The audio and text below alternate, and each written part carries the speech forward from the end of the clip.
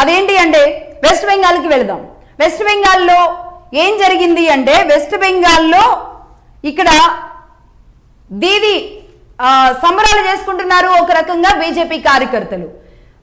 ఏమాత్రం ఊహించని చోట మొలకెత్తడం సాధ్యం కాదు, అసలు మొలకే లేదు, అసలు గింజే లేదు అన్న దగ్గర నుంచి ఆ గింజ ప్రాణం పోసుకోవడం, బతకడం, ఆ గింజలో నుంచి మొక్క రావడం, ఆ మొక్కలో నుంచి చిగురు రావడం, ఆ చిగురులో నుంచి కమలం రావడం అసలు ఎవరైనా ఊహించారా? నిజానికి బీజేపీని ఆ స్థాయిలో అక్కడ తొక్కేసిన పరిస్థితి ఉంది. అక్కడి నుంచి అంత బలంగా బీజేపీ రావడంతో పార్టీ శ్రేణులు సంబరాలు చేసుకుంటున్నారని చెప్పాలి.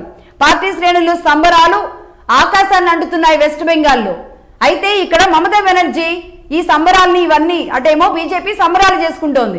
ఎందుకంటే 191 స్థానాల్లో బీజేపీ విజయకేతనం ఎగురేసిన పరిస్థితులు కేవలం డబుల్ డిజిట్కి మాత్రమే పరిమితమై 97 స్థానాలతో ఫిక్స్ అయిపోయిన తృణమూల్ కాంగ్రెస్. కాబట్టి బీజేపీ మహిళలంతా, బీజేపీ లోకమంతా బయటకు వచ్చి వాళ్ళంతా సంబరాలు చేసుకుంటుంటే మమతా బెనర్జీ కూడా ఒక ట్వీట్ చేశారు. ఏమని ట్వీట్ చేశారు? సూర్యాస్తమయం వరకు వెయిట్ చేయండి, మేమే గెలుస్తున్నాం. సూర్యాస్తమయం వరకు సమయం ఉంది, మనమే గెలుస్తున్నాం, అధైర్యపడకండి, ధైర్యంగా ఉండండి అని చెప్పారు.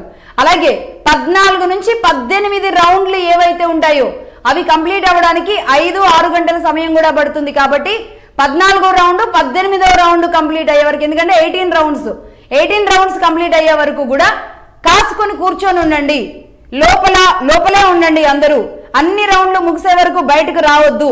బీజేపీ కావాలని తనకు అనుకూలంగా మలుచుకొని జరిపిన ఎన్నిక ఇది, మీరు అధైర్యపడవద్దు. బీజేపీకి మొత్తం అనుకూలంగా జరుగుతున్న ఎన్నిక ఇది.